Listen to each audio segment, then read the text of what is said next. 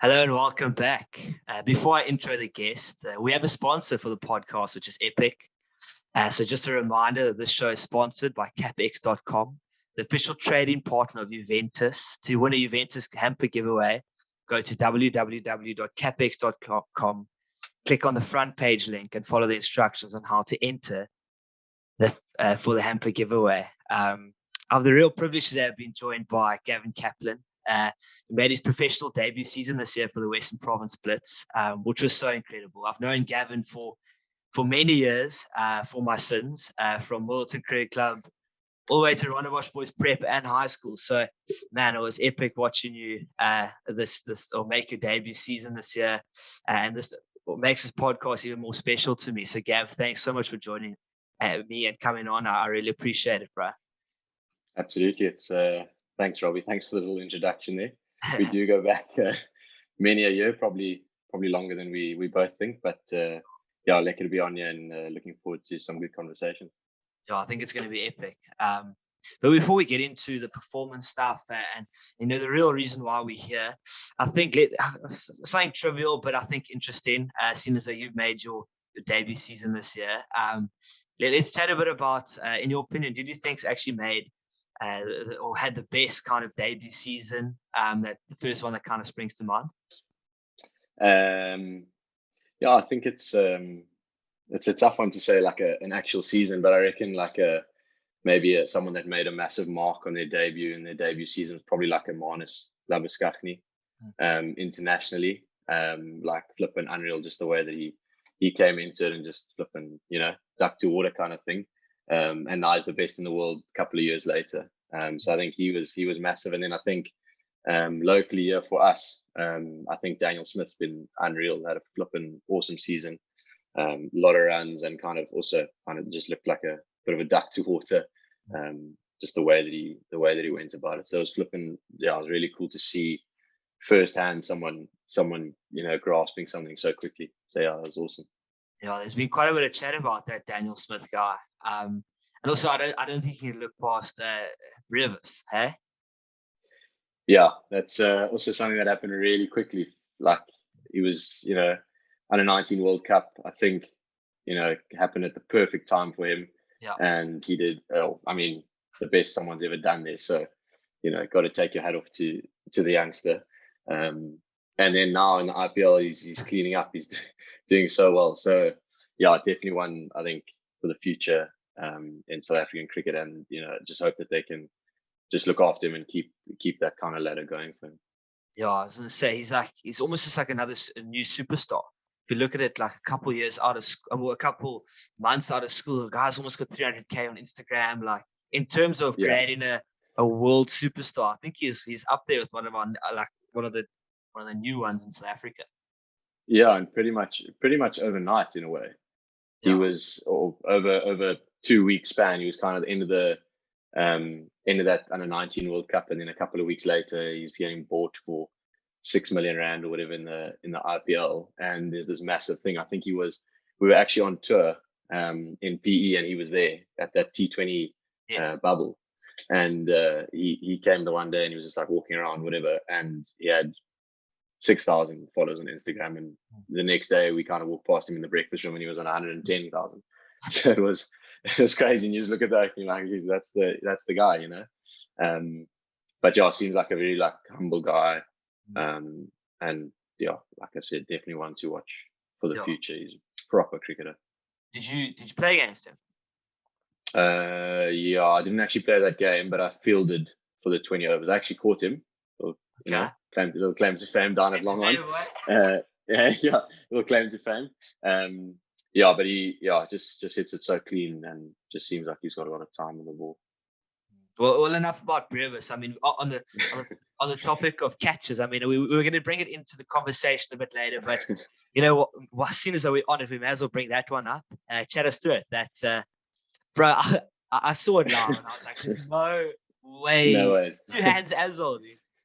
Yeah, it was actually a bit of a weird one. It's I thought about it the other day. It's like one of those things you practice all the time. At training, from when you're like a youngster. Diving around at school and Oaks are just trying to take wild catches and, you never think you're gonna get one in a game, and then it kind of just happens and it sticks and it happens quite quickly. I was actually in the wrong place. So you can't really see it on the video, but 2 balls before that, Richard Levy was at cover and he said to me, make sure that you stay like right on the edge of the ring because he's going to hit it there, kind of thing. And I was just like, edging forward. 2 balls later, I was probably like 5-6 meters in from the ring. So I was probably in the wrong place and it probably would have just come to me, at my left shoulder. But yeah, it dived, went, and it stuck. So yeah, it was cool. Oh, world class.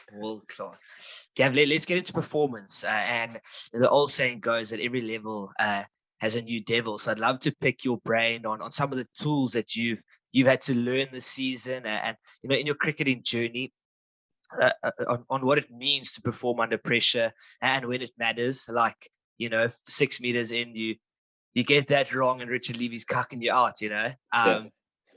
And because you've leveled up recently, I think these learnings will be pretty fresh in your memory. So I think they're going to be nuggets of gold for me and the listeners. I've actually got my pen and paper here, and I'll be taking notes. And I think let's kick off with the first question. And it's what does it take to be a successful individual and operate at a high pressure environment? Yeah, I think it's a good question. I think there's a couple of things. In any high performance environment, whether it's work or sport or whatever the case may be, I think it's just the main thing that stands out for me is just being consistent in what you do, whether it's training, whether it's a kind of a routine that you go through at training or before a game. I think you've just got to be consistent in that and try and trust those processes that you've got in place. I think if you don't have a process and you're winging it, you're setting yourself up for disaster, I suppose. So I think if the old saying is prepare to fail, or what's it, fail to prepare to fail, kind of thing. So I think that's the thing. I think you've got to be on top of your planning and on top of kind of what you want to get out of every day. So instead of looking at, okay, cool, we've got a comp in 3 weeks time, where do I want to be in 3 weeks time? We've got to say more, okay, where do I want to be at the end of tomorrow's session, or what do I want to feel at the end of today's session? What do I need to take out of each day, and be consistent in that and trust that process. And then the bigger things, I think, will take care of themselves. I think it's also something that people talk about a lot, like look after the small things. But I think I've seen this season that's really, really important, that you're just looking after the small things, whatever it is for you, that can get you ready in X amount of time. I think it's the most important thing from a prep point of view. And if you trust that prep, you're giving yourself a chance. You've really just got to trust the work when you get there on match day or whatever it is, your big meeting for work. You've got to trust that you've put the work in, and I think deep down if you have or if you haven't. Yeah. I mean, you can try and fake it and pretend that you're on it, but deep down if you've done the work or if you haven't. So what does it look like for you to be consistent? So like, let's take care of the small things. Brilliant. Yeah. But self-discipline, self-awareness, those kinds of things. What does it look like for you to be consistent and looking after the small things every day? And then also, I suppose, how do you track that? Yeah. I think there's it's hard to get a measurable thing in terms of tracking it. But I think for me, it's just making sure that personally that I hit enough balls. I'm big on like just making sure that I hit enough balls. It's just about volume more than anything. If I go into a net for 10 minutes, it's not going to do anything really for me. So for me, those processes are batting as long as I can, kind of beforehand, before the game, without being silly about it, and then going through certain routines and certain processes kind of in that time in the nets, and just making sure that I'm using the time, and it's not just, okay, I'm facing bowlers and let me go and have a whack, that you really use that time. And then I'm also big on like, if someone's throwing balls and doing drills, I'll try and join in and do my drills that I know kind of make me feel good. So hitting the ball straight up the ground, bouncing the ball into the ground, all those kinds of, those drills that we do with youngsters, they still apply. So I think it's hard to to measure it specifically with a number. And sometimes you do want to go a little bit more on feeling. And, if I've batted 45 minutes, are these extra 5 minutes going to help me because I'm really feeling good at the moment? Then happy days. But again, I think it's just finding that balance of what works for you.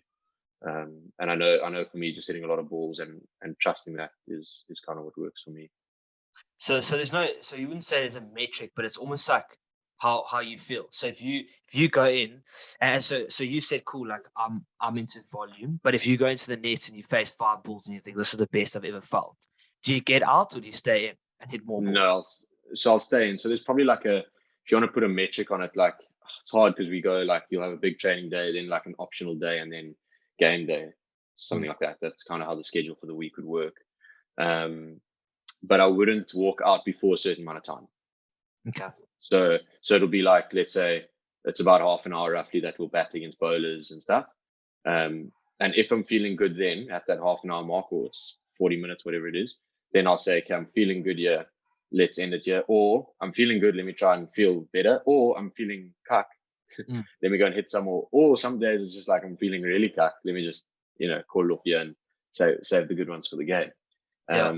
So it's I think a balance between that like feel and how you're feeling, and also the amount of balls that you hit. I think that as a batter, the bowlers are very their stuff's very structured. They only bowl X amount of overs, and sometimes they'll stop if they're feeling really good before. They'll say that's kind of me. Yeah. But yeah, I think it's just knowing what you want to get out of it, like I said earlier, and then from there you can go with, okay, it's a bit more, I'm feeling good, or whatever the case is. There seems to be quite a bit of self-awareness and self-discipline in terms of, cool, I'm feeling good now after 5 balls, but I need to be in here for 45 minutes. So there seems to be quite a bit of self-discipline involved. Has it always been something that you've had, like, even at school, were you someone who's, well, I suppose the question is, has your training differed from school to now? In terms of discipline, and like at school, maybe it was like, oh, let me sit around, or have you always had that kind of discipline in terms of training? Yeah, I think I've always had a pretty good discipline in training, and I think a pretty good awareness of where I'm at as well, which I think is really, really important, obviously with your training and with your games and with kind of just general stuff. I think you got to know where you are, and if you are in a good space, then how do you manage that good space? And if you are in a bad space, how do you manage that? I think one of the biggest learnings I took was from Tom, actually, and he said, if you're right on top, how do you kind of to go down a level? And if you're right on the bottom, how do you kind of pick yourself up to a level, so that you're kind of on a middle ground the whole time, just in terms of just mentally, can you kind of stay somewhere in the middle, so that you're not, jumping too far. Okay, I'm batting well, now I'm just going to flip and drive it, everything outside off because I can, kind of thing. Or I'm batting cucks and I'm going to block everything, or I'm going to go completely into my shell. So how can you try and find that that middle ground? And I try and not read too deeply into kind of how things are going in the middle in terms of results, because that's a little bit uncontrollable sometimes. And try and just kind of stay somewhere in that middle ground. So what are some practical applications to stay in that middle ground, especially when you're in the pressure cooker that is in the middle? Like staying in like maybe a middle ground is maybe a little bit easier in the nets because there's less pressure. But when you're in that pressure cooker, say at Newlands, and things are going great, or things are going poorly, what are some practical applications that you've maybe used to stay in the middle ground, and maybe some examples of innings that you had to use it in? Yeah, I think actually a recent example. I'll start off with the example and kind of go from there. Where I wasn't feeling great. We had just come back from the T20 comp. And like just wasn't, it was feeling just a little bit, just out. The rhythm was out, the whole thing was kind of out. And we went and we had a net like the day before the game, again, felt horrible. And the 4-day game started, I think, on the Friday against Northwest. And I was batting at 4, and I'm like sitting up in the change room, like just before lunch there. I'm like, oh, it's not so lekker. Like, I'm not feeling so good yet. But I need to, but, I'm going to go bat, and you kind of got to make the most of the opportunity that you got. And I went out, and I think my second or third ball, like I hit one out the middle, and all of a sudden, like things start to like roll from there. So I think a learning for me from that was, you're never far. You might think that you're far away and you're not, you're nowhere, and your feet aren't moving or whatever the case is, but you literally one out the middle. Your feet might not even move. You might just cream it through the covers before, and you're kind of going again. I think I've got a little thing that I like say to myself as I tap my bat down, just to kind of just trust yourself, and just play. So that's kind of a process that I go through every single ball. As I tap my bat down, it's like trust, just watch the ball play kind of thing. But yeah, I think practical stuff, I think you just got to, I sometimes try and just look at it from the outside and not too much from the inside. I think when you're looking at things like as yourself, you can get kind of wound up very quickly, and you can worry about small things. So I try and, like, let's say it's in a pressure cooker moment, I'll try and just, look at it from the outside. And almost, if I was sitting up in the box or whatever, and the guys were watching, what would they be kind of saying to you? Instead of like, yeah, I'm under the pump here, what am I going to do? You just kind of separate yourself from it, and you try and see what the angle is from the outside. Oh, that's really interesting, because it's like, as you say, it's like it's a different perspective when you're in there, or when you're in the box. You think, no, this is chilled. Like he's got this. But I wanted to pick up on something. When you say, like, you tap in your bat, it's like, just trust the process, trust yourself. I wanted to ask, like, so obviously you were out of school for what's that, like 6 years, 7? Yeah, 5, 6 years. Before you made your professional, and then you make it. I wanted to ask, like, did you? Because it took slightly longer, did you ever have almost that imposter syndrome of, like, I'm here, but I don't know, like, how did you manage to kind of put yourself, you find yourself in the team, and then you're like, okay, well, I've earned it, I'm good enough to be here? Or did you go into it being straight away like, okay, I'm good enough? Or was it something you had to transition into? Yeah, definitely something to transition into, I think, because of how long it's taken. I think if it was something that it was straight away, then you kind of, you're like, well, I'm here now and I'm playing here now. It's not, I've worked for 5, 6 years, and, all these things are building up, but when you get there, are you ready? And that kind of thing. I've also listened to a lot of, like, interviews and stuff on, are people ready? I think 95% of the time you're learning on the job anyway. Yeah. And you probably you think you're not quite ready, but you probably are, kind of thing. So I was kind of in that space where I was like, not sure, am I ready? Can I not only play here, but can I perform here?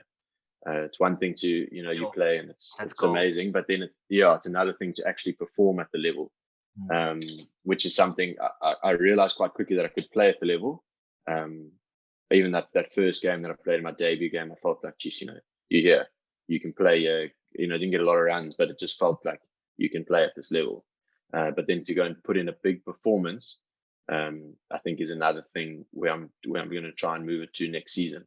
So I think whether I was ready or not, I think ready to play, but nearly ready to put in, like, a big performance, a big match-winning 100 or match winning 80 not out, or whatever the case is. I think that's kind of what I'm working towards, to actually put in that big performance.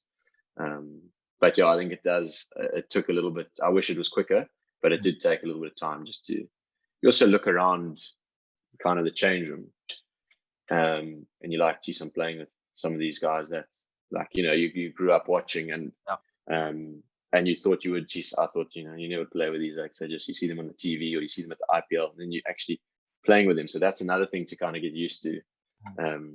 I think especially in cricket, because it's a very individual game. Yeah, so it was flipping cool, but yeah, something to definitely take forward is just, keep trying to put in those big performances and not just playing at the level, if you know what I mean. And what does that look like? So what is prep into? So I mean, Gav, we watched you. We try to watch every game that you played, and again, you looked so comfortable. But so what? So you obviously, as you said, you could play at the level. So what does prep Yeah. look like in terms of I want to perform now? What does that kind of look like? Is it mental? Is it physical? Is it getting stronger? What kinds of things does that prep involve? I think it's more mental. I think it's probably like, in a lot of the games I got in and got out. And I think the nature of the game is the higher you go, the more consistent the guys execute their skills. I think in any sport. So I think for me, I've got to just learn to execute my skill for longer. And I don't think it's a skill thing. I think it's just a mental thing of saying, it's stay in the battle, just for a little bit longer, get to 40, get to 50, and then, keep going from there. Where I found myself sometimes maybe just getting out of that process for 5 minutes and you nailed and you're gone, kind of thing. So I think for me, it's going to be a big thing now, just learning how to stick in that process for longer periods. I think that'll turn that, like, playing at the level into really performing at the level. I think I hope, we can only hope that these things are the right way. And I think my thinking on that path is good. Yeah. Yeah. And I mean, so obviously you had a journey before this year, and I don't think it's something we can look past because it must have been a pretty, I don't know, I don't want to put words in your mouth, but maybe a bit frustrating knowing that, like, as you said now, I mean, there's obviously an element of self-belief, and when you're playing at a level that little bit below that than you should be, I mean, you said now, when you got to the Blitz, you felt like you could play there. So I wanted to chat, like, maybe just about the journey before playing club cricket, the kinds of learnings you had to take from there, maybe a bit of patience. Just maybe chat through that journey for us. Yeah, so when I leave school, 2016. Yeah, that's a long time ago. And we kind of went straight into club cricket. Was involved with did the Gary Kirsten High Performance Academy and was involved with the Western Province Academy, and kind of just like cruising kind of that level below the semi-pro side. That back then they had the semi-pro side and then they had the Cobras. But always kind of felt like I was, it took me a while actually first, which is something that I kind of lean back on now, to score runs at club cricket and to perform at club cricket. I played well there for probably a season or two and felt like, you can perform here. But probably took me 2 seasons or so before I really started, dominating and performing well consistently at that level. I think it was, just a bit of, club cricket. It teaches you a lot. Can humble you quickly, and I think great learnings. And I played around some really cool guys as well that have helped me all the way through and still continue to. I'll still lean on them. But yeah, I think club cricket, I learned a lot about myself, what I need to do kind of to be ready for games, and what I need to do to take my game to the next level, and what I need to do to win games, and et cetera, et cetera. I learned that over those 3-4 years, 5 years even. And I feel like now, as much as it was frustrating at the time, I feel like now I'm probably more ready to play pro cricket than I was 5 years ago. So back then I might have thought, geez, you can play, you can, get selected, you're better than this oak or you're better than that oak. But I'd almost, if I look back at it in 10 years time, I'd probably say I'd rather do it the way that I did it, and do it the slow way, where you can learn more about your game and trust your own game a little bit more, and just keep building on your own things. And then when you do get selected, and you do kind of start putting in not only performances but seasons of performances, hopefully you can look back and say, that's because I gave myself that opportunity and I kept working at it kind of during that time. So yeah, I pretty much played club cricket for a better part of 5 years. Obviously COVID and stuff, maybe 4 years. And yeah, just like I said, learned a lot. played at a lot of interesting places, and you know, my family got abused a few times as it goes in club cricket. Yeah. But yeah, I think if you can, I mean, if you are in that zone and you are playing that club cricket and you do want to go higher, I think it's important to, just keep going and stay patient. And like, I mean, my chance, I didn't think I was going to play one game in the season. I ended up playing, I think, 15 out of 22 or something ridiculous. So yeah, I think as soon as you think that you're down and in the water, your hard work will eventually help you out. And the stuff that you've done in the background, it has to. I also took me a while to kind of believe that, but I think I'm starting to believe it slowly but surely, that your hard work eventually, somewhere, as small as it might seem to you at the time, it will add up. That one little gym session that you go to, that one little run that you go on, those extra balls that you hit or whatever it is. I think at some stage that stuff catches up and it'll help you. It might not be right now. It might not be in the field that you want it to be in, but somewhere I think you just got to trust that there will be rewards at the end of the day. And throughout those 5 years of the club cricket, what was the goal? Did you always believe that you could be where you are now, having controlled the small things, being consistent in the small things, disciplined? What was the goal? And like 3 years in, were you like, I'm still going to gun for professional cricket? Or like, what were your thoughts around that? What kinds of emotions ran through your head, or thoughts about maybe, is the dream over, or was it always, I'm going to be there? Yeah, and I think it was always to play pro cricket, and to have the opportunity to play pro cricket. I think your goals kind of shift as you shift. I've never been a one for like setting goals in like 5 years time or whatever, because you just don't know, and your goals can shift all the time. If let's say you get selected for South Africa tomorrow, then your goal changes from playing for South Africa to batting number 3 for South Africa, and then it changes to being the best in the world, kind of thing. Yeah. So I think my goals kind of shifted. I was studying straight out of school, or next year out of school. So I was doing a little bit of that, and I was playing at the same time, and I was doing like a little bit of coaching. So it was a little bit kind of, it shifted around a little bit. And I think the goal was always still in the background to play pro cricket.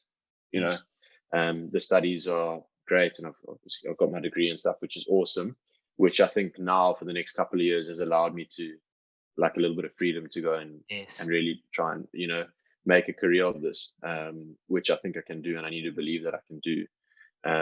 But I think because that's kind of done and out the way, I finished that July last year, and things kind of started moving just after then. I don't know if it's coincidence or whatever it is, but that's gold. Yeah, I think the goal was always to play pro cricket, and I think since that stuff, kind of not blaming it on that or whatever. But now that there's a little bit more freedom and a little bit more time, I think it's kind of opened me up and freed me up to really go and and play. And I'm lucky that I can do that, and I don't necessarily have to go tomorrow and get a job. Live at home with the rents. There's no worries there. Yeah. So yeah, I think from that point of view, it's awesome, and I can really give it a go for the next couple of years.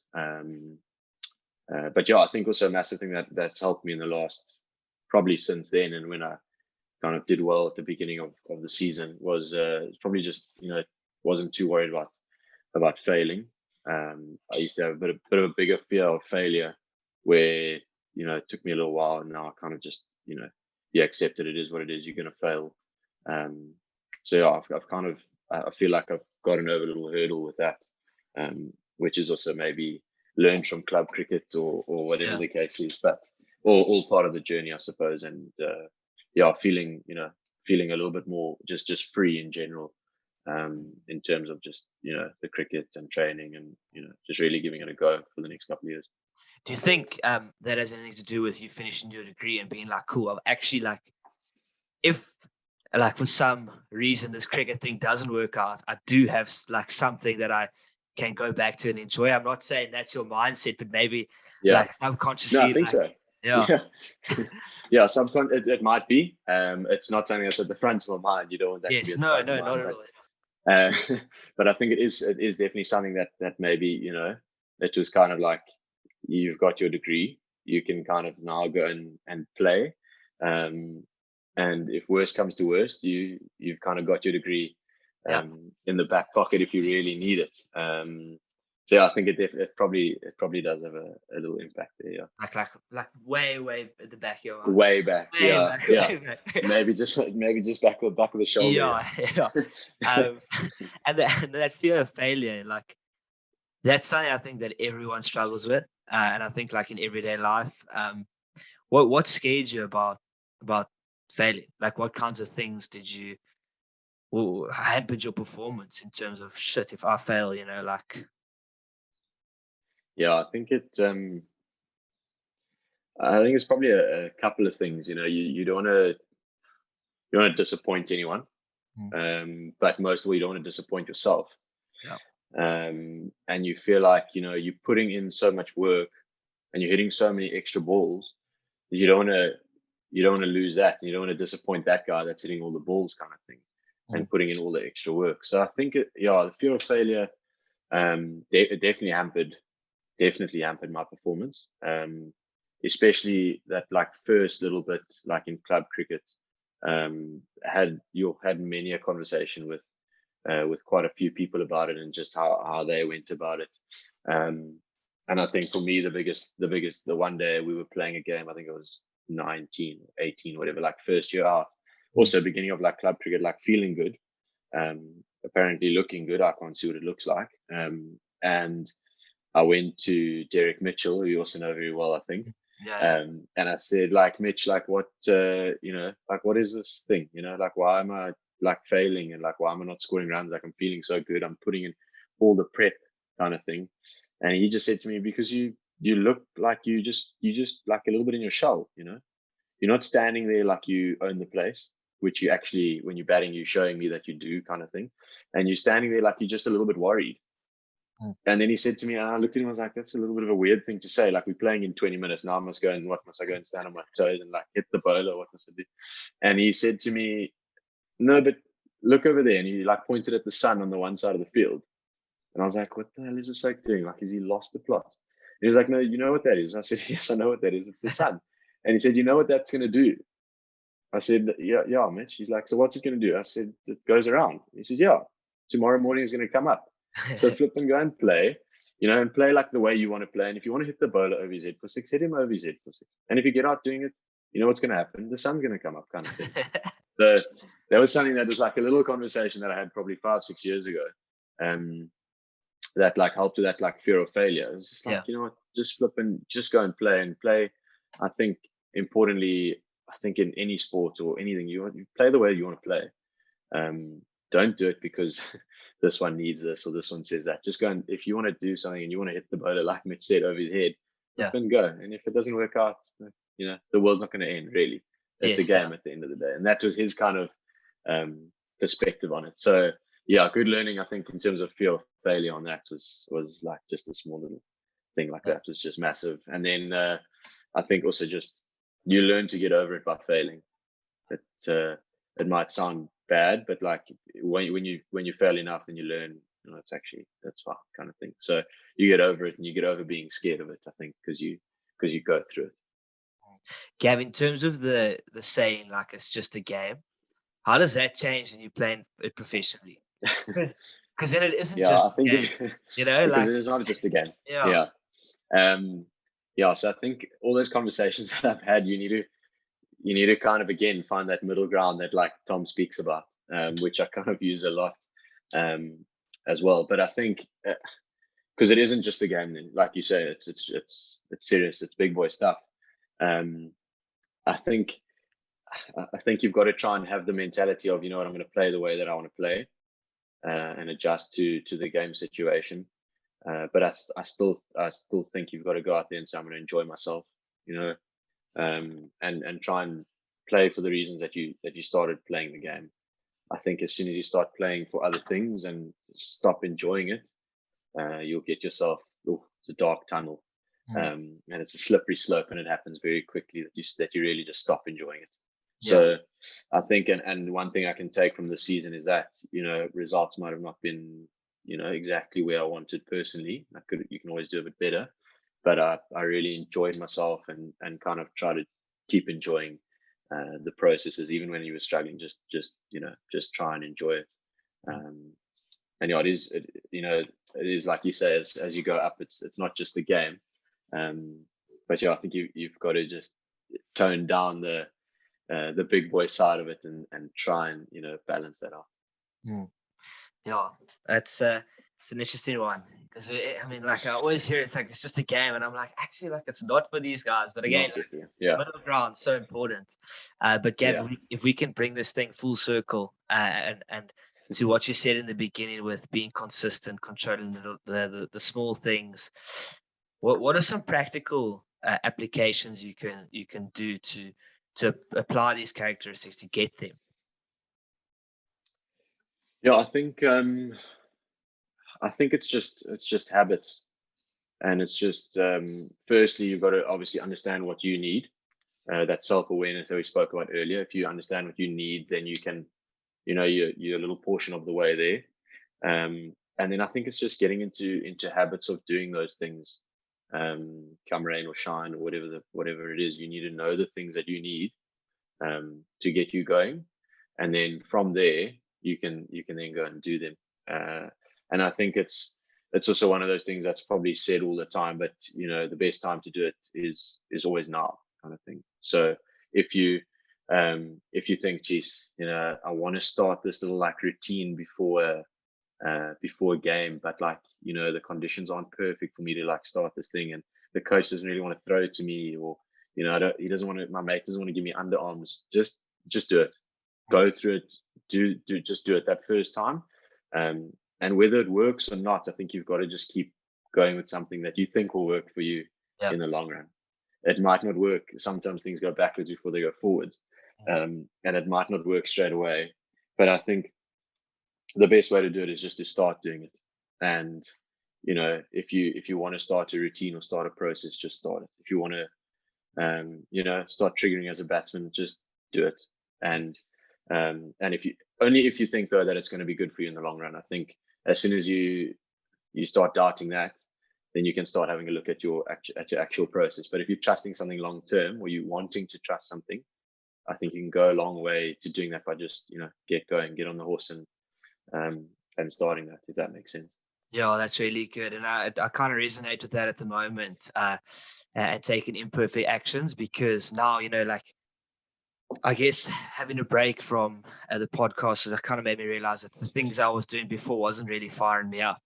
And that's why, you're kind of the first guy I'm chatting to about performance side. And I know it's not going to be, well, like super polished and everything, but I think like just to do it, take the imperfect action, and it can only get better. I mean, like my skill set can only improve because of it.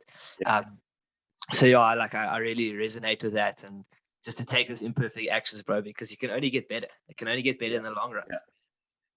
Yeah, and at some stage, the hard work, like we said earlier, it's going to come and it's going to help you out at some stage. So I think like that imperfect action, you always hear the commentators saying ugly win's better than a pretty loss, and sometimes that's what it is. So yeah, if you said to me you're going to get an ugly 100 or you're going to get the most beautiful 30 of your life, I know which one I'm taking. So that 100, boy. So yeah, it's that thing. Yeah, take the 100 all day. So yeah, I think it's important whether it's right or whether it's wrong or whether it's not so polished as you say. It's just to get on the horse and keep going with it. Yeah, and I know you said that you're not the kind of guy who likes doing the 5-year thing, and that was one of the questions. So I'll make it.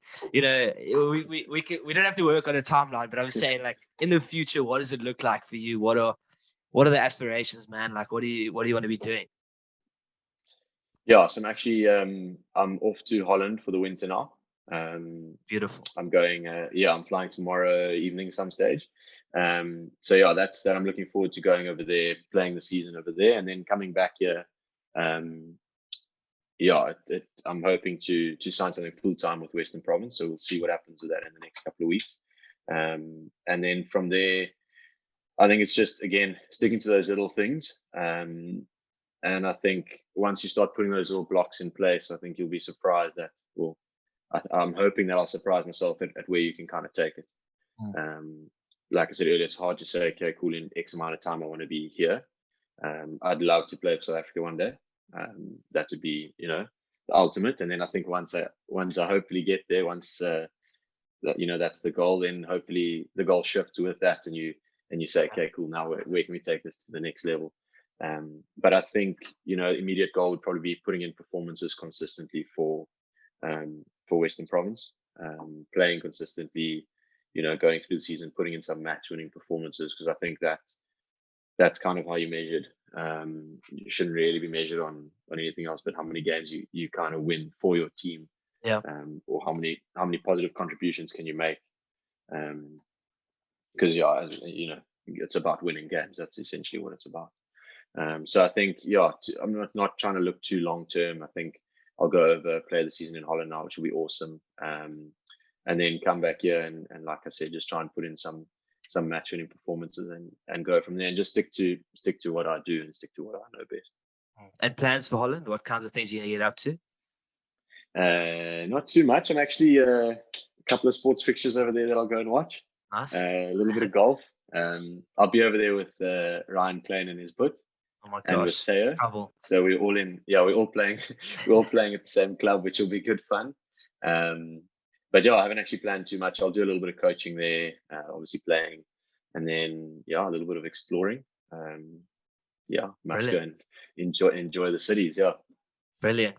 Gav, thanks so much, man. I really, really appreciate your time. It was so cool, like just diving into the performance stuff, and I could see it. You're someone who obviously thinks deeply about it, which is so awesome to see. And something that really stood out to me today was shifting of goals, because I've actually never thought of it like that. And just allowing your goals to shift if you maybe go back a step or go up a step. With every level as a new devil, so you shift those goals. So thanks so much, man. I really appreciate it. Again, there were nuggets of gold there. I can't wait to hear the feedback from everyone else on it. So thanks so much, bro. I appreciate it. 100. Thanks, Robbie. Thanks for having me on, and keep getting on the horse. 100%, bro. Let's show up.